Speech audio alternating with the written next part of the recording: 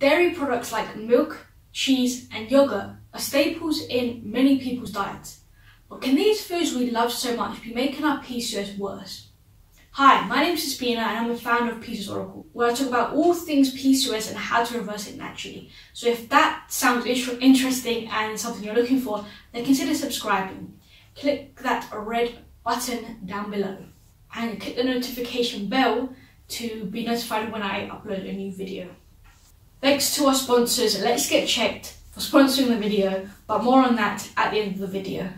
So in this video, I want to talk about dairy and PCOS, such a popular topic. There's a debate, not just in the PCOS community, but in general, of whether we humans should consume dairy or not. I frequently get asked the question, should I avoid dairy for PCOS? So in this video, you'll find out if you should avoid dairy for PCOS. We will look at the benefits and drawbacks of dairy for PCOS, and if dairy is ultimately healthy for women with PCOS. So if you want to know the answer to that question, then continue watching. So what is dairy? Dairy products are a type of food made from or containing milk from an animal. So let's get into the nitty-gritty. Should you avoid dairy for PCOS? So as I mentioned, dairy is a very controversial topic, and it's something all women who have just been diagnosed are curious about. They go on Google and they look at dairy is bad for PCOS, you should avoid dairy, all the myths. And honestly, I fell into this, and I have previously spoken about, and I've also made a video about avoiding dairy, but choosing or limiting the amount of dairy that you consume. So I fell victim to this. I was super overwhelmed when I was exploring this topic. Even, still recently it can get really overwhelming and confusing. So, opinions are divided as to whether dairy is good or bad for PCOS. But there's this view that women with PCOS should avoid dairy. But truthfully, there's not enough research into dairy and PCOS. When I was doing the research to create this video, I found one of the most referred to studies it was an 8-week study in which PCOS women followed a low starch and low dairy diet, and there was improvement. But it was only done on 24 women. And here's the thing, there was also no control group to compare the results to, so we cannot say with certainty that the changes were because the women ate less starch or less dairy. So because of the lack of research and controversial nature of this topic, this video will be purely evidence-based and looking at what the science suggests about dairy and if it's something we should be consuming or not be consuming. And at the end of the day, everyone has their own opinion and goes to do what they want. So here's what the research suggests, here's my opinion, here's what I suggest. So the first benefit that I want to talk about is dairy is a great source of calcium, and it's something we all associate when we speak about milk and dairy, that is a great source of calcium. Calcium is not only an important mineral to help build strong bones and strong teeth, which is again we always associate to, it's also needed to carry out bodily functions including muscle contraction and controlling heart rate. So you might be wondering, well, how does calcium help PCOS? Here's the thing. Around 70% of women with PCOS suffer from insulin resistance. This is a condition where the cells in the body have difficulty absorbing sugar, glucose in the blood, and this leads to a buildup of sugar in the bloodstream. So research shows insulin resistance is associated with low levels of vitamin D and an increase in parathyroid levels, so PTH. So the role of the parathyroid hormone is to control calcium levels. High PTH levels cause our bones to release calcium into the blood. The constant loss of calcium from bones increases the risk of osteoporosis. So milk's large amount of calcium therefore helps to keep PTH levels low and as a result prevent osteoporosis. So research indicates that the calcium found in dairy products is more bioavailable and absorbable. Experts suggest that the bioavailability of calcium in milk and milk products is in the region of 30%, compared to 5% compared to spinach, for example.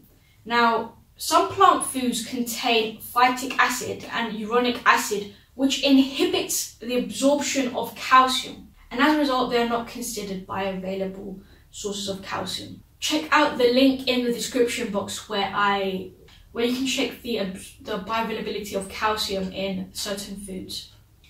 The second pro is that it's a great source of protein. So, as you may know, dairy is high in protein, but it's also high in quality protein, which is what we need, quality protein.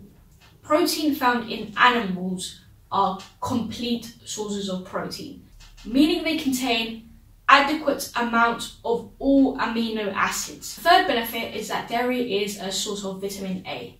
Vitamin A is a fat-soluble vitamin and antioxidant. We need antioxidants because they protect the body cells and tissues from damage.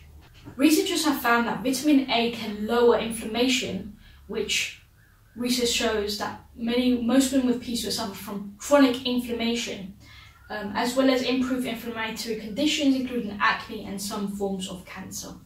The fourth benefit is that dairy is a source of vitamin K. Now, vitamin K is also a fat-soluble vitamin, and the body needs vitamin K for various reasons, including binding calcium in the bones to prevent bone loss and blood clotting to prevent excess bleeding caused by an injury. Researchers also found vitamin K can help increase insulin sensitivity. It does this by improving insulin resistance and lowering inflammation. Inflammation can inhibit insulin signaling and eventually cause insulin resistance. So vitamin K is a great form of PCOS who are suffering from high levels of inflammation and insulin resistance. Now let's touch on some of those drawbacks. So through your research, you may have discovered or you may have read that you should avoid dairy because it impacts fertility. And like you may know, PCOS is one of the leading causes of infertility in women. But despite the many studies in this area, there isn't any conclusive evidence that you should avoid dairy and dairy impacts fertility. Here's what the research shows and what I found from the research. A study found that a high intake of low-fat dairy products may lead to an increased risk of anovulatory fertility. So anovulation is where the ovaries do not release an egg, so ovulation does not take place. However, the study found that the women who consume high-fat dairy foods were more likely to ovulate and conceive. So if you're going to have dairy, you're better off having the whole-fat food rather than the low-fat, which is often what we go for because of weight loss. I would also suggest avoiding the low-fat dairy products because when you remove the fat, you're removing those vitamins, and when you buy low-fat products in the store, they add in synthetic vitamins, which are just a no-go, to be honest. Also, most skim and low-fat versions contain a dried milk in order to increase the protein content of the milk. Now, dried milk has to be heated and pressurized in order to create a powdered substance. And now this process produces oxysterols. This is an oxidized cholesterol. And oxysterols have been shown to increase atherosclerotic plaques. But here's the thing, cholesterol in itself isn't inherently bad, but oxidized cholesterol has been shown to increase the risk of blocked arteries and heart disease. I also talk about dairy and what types of dairy you should be eating, the importance of quality when it comes to dairy and just any kind of food in my interview with Meg Langston, which you can click the card here, or I will also include the link in the description box. So the second drawback research suggests is that dairy can cause inflammation, specifically A1 casein. So there are two types of casein, A1 and A2 casein. It's the researchers that suggest A1 casein, which comes from cow's milk, can cause inflammation. However, there are some types of cow breeds that produce A2 casein. Older breeds of cows like most Jersey, Guernsey and Brown Swiss Most cows in Africa, Asia and South Europe produce milk which contains A2 casein. A further alternative to cow's milk or A1 casein to get the A2 casein is goat's milk, sheep's milk, camel and buffalo milk. They all contain A2 casein, which may be more can cause less inflammation in the digestive system. The third drawback that I want to really delve into, which kind of puts people off dairy and is something I was on the fence about, and why I cut back on eliminated dairy when I was first diagnosed, and got me to go off dairy because I thought was hormones and antibiotics found in dairy. So there have been a lot of investigations in recent years that have discovered what happens behind closed doors in some dairy farms that has left a lot of consumers concerned. So there are claims cow's milk contains hormones and antibiotics that are harmful to humans.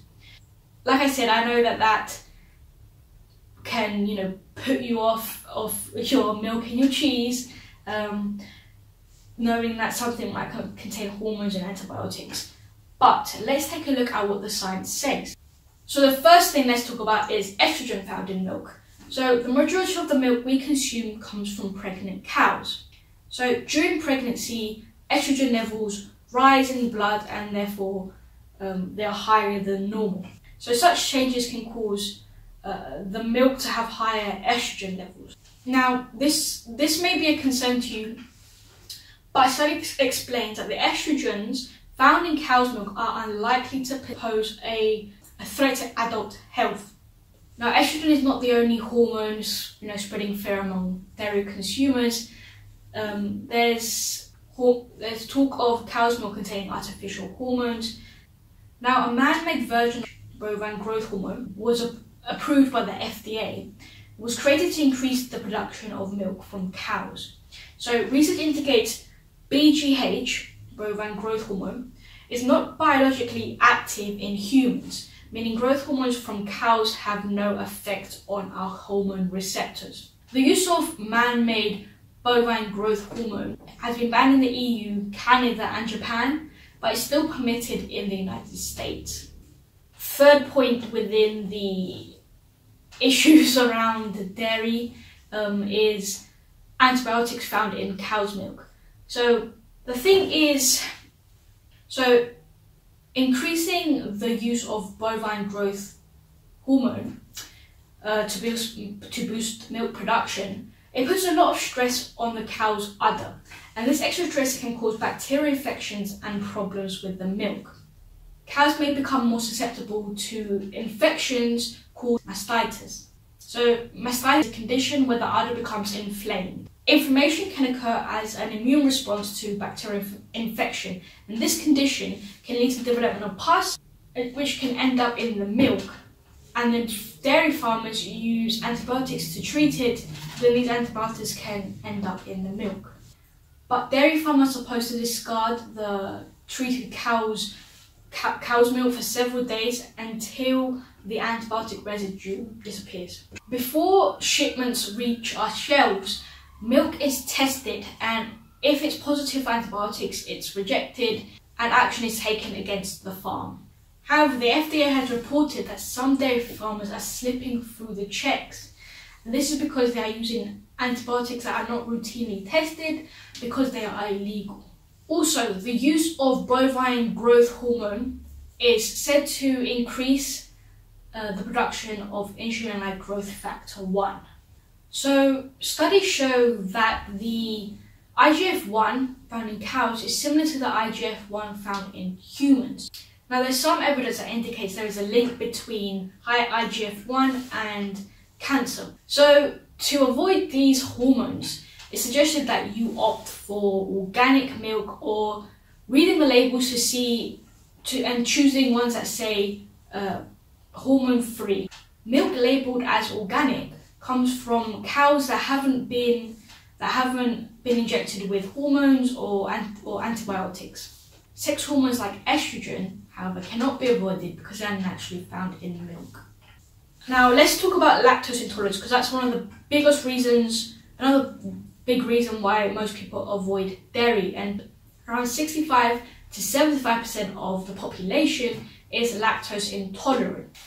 So with lactose intolerance, people are no longer producing the lactase enzyme that can break down lactose. And we want to be asking ourselves, why is this happening? Why is the body not producing enough of the lactase enzyme? Now, this can be due to genetics and heritage. That could be the reason.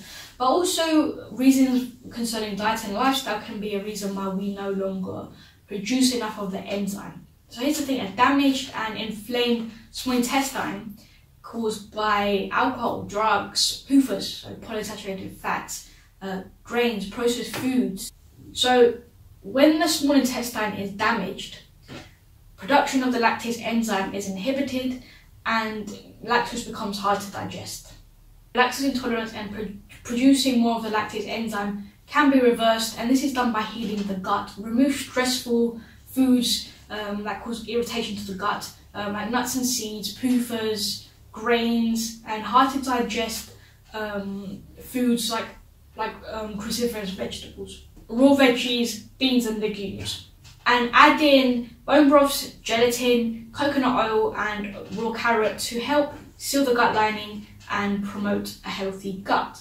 Dr. Ray Peat suggests consuming some additive-free cheese and doing that for a while, and then gradually, over time, add in some grass-fed milk and seeing how you respond to that, like a cup of that, a glass of that, and seeing how you gradually increasing it until you can continue increasing the amount of milk and dairy that you consume. I wouldn't say, with anything, it has to be a slow process, a gradual process to show your body and support your body to be producing more of the enzyme to help break the lactose down. So should women with PCOS avoid dairy? There's no, research to say yes or no. Dairy is a great source of calcium and vitamin D, which can help strengthen bones. It's a source of vitamin A, which can help lower inflammation. It's a source of vitamin K and protein. And so, even the research, that one study on dairy, the jury is out whether, it's bad for women with PCOS. There's not enough research. There's tons of conflicting results. But in my opinion, I think it's something that doesn't have to be avoided. Ultimately, the decision lies with you. It depends on your tolerance to milk and essentially just your ethical beliefs, your stance on the consumption of dairy. So, the arguments against dairy really pushed me down to the point where I also was pretty much avoiding dairy. I wasn't really a fan of dairy in the first place. I didn't really like, most cheeses. I wasn't really a fan of milk, and, so for me, it wasn't hard to avoid it. But since, reading more about the benefits and the importance of all the nutrients in it, I've tried, I've been working on including more cheese into my diet, more milk, rather than the dairy-free alternatives, which I was pretty much a proponent of. But since you're doing more research on that, and you find that dairy-free products like almond milk contain polyunsaturated fats, these PCOS, which we should be avoiding, and they contain synthetic vitamins, which again is pretty much a no-go. You don't really want to be taking synthetic vitamins and minerals in. You want to have the actual source. But from the evidence, it can clearly be seen that not all milk is created equally. Choosing organic milk from older breeds of cows like Jersey and Guernsey is more superior, but also choosing milk from goats or sheep may be better because it contains A2 casein. Thanks so much for watching the video, but before we leave, I want to talk about our sponsors, Let's Get Checked. Let's Get Checked provides you with easily accessible at-home testing and professional medical consultations without ever having to leave your home.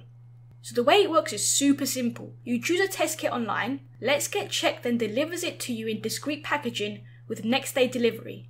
You then activate your test, collect your sample in the morning and return it using the prepaid shipping label provided. From there, Let's Get Checked reviews your sample in their lab and shares your results with you via your secure online account within 2 to 5 days. It is super quick, seamless, and your results are confidential.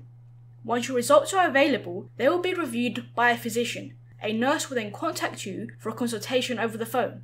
Finally, in some cases, the physician will provide prescriptions for you to the pharmacy of your choosing. I believe everyone should have access to hormone testing, and Let's Get Checked makes that possible. It's never been this simple to stay on top of your hormonal health. Check out Let's Get Checked today. Visit trylgc.com/PCOS. Use code PCOS20 for 20% off your order. Your health should never take a back seat. Thanks so much for watching the video. I really hope you found some value and enjoyed the video. Make sure you like, comment and subscribe for plenty more videos. Catch you in the next one.